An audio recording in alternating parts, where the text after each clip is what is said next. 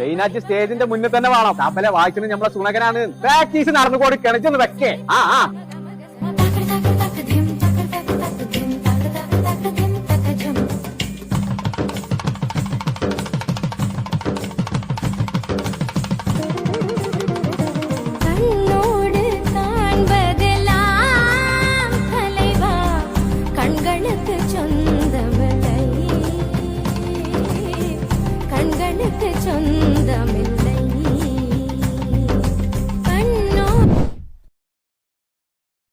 എന്താ പാട്ടെന്ന്?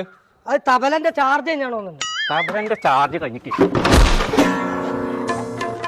പാട്ട് നല്ലതാണ്. അപ്പൊ നല്ലൊരു സ്പീക്കർ കൊണ്ടുണ്ടാ. പടച്ച റബ്ബേ, നാളെ നീ സൈന സ്റ്റേജിന്റെ മുന്നിലുണ്ടാവും. ദേവേ, അതൊക്കെ പരിപാടി കാണാൻ വരുന്നുണ്ടെന്നുണ്ടെങ്കിൽ നിങ്ങൾ ഈ തവളനെ പോലത്തെ ക്ലാസും ഓട്ടച്ചെരുപ്പൊക്കെ അയച്ച് എങ്ങനെ സ്റ്റേജ് കയറുക? അതിനെ കുറിച്ച് പേടിച്ചണ്ട. ഞാനേ ഓൺലൈൻ കട എന്ന് പറഞ്ഞാണ്ട് ഒരു ഇൻസ്റ്റഗ്രാം പേജ് ഉണ്ട്.